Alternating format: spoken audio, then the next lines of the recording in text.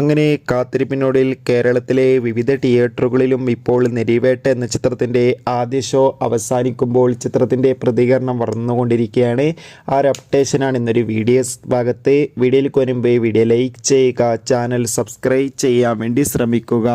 ടൊവിനോ തോമസ്, സുരാജ് എന്നൊക്കെ പ്രധാന കഥാപാത്രങ്ങളായി ഇന്ന് റിലീസിനെത്തിയ ചിത്രമായിരുന്നു നെരിവേട്ട.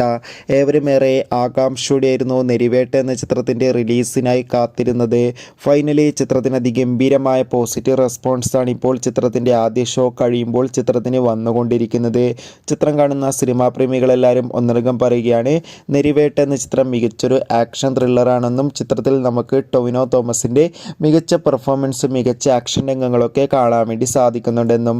എന്തായാലും കാത്തിരിക്കാം. കൂടുതൽ അപ്ഡേഷൻ അറിയാൻ വേണ്ടി ചിത്രം കണ്ടവരുടെ അഭിപ്രായം കമൻറ്റ് ചെയ്യുക. കൂടുതൽ സിനിമാ വാർത്തകൾ പെട്ടെന്ന് ലഭിക്കാൻ വേണ്ടി ചാനൽ ഇപ്പോൾ തന്നെ സബ്സ്ക്രൈബ് ചെയ്യൂ. Bye bye.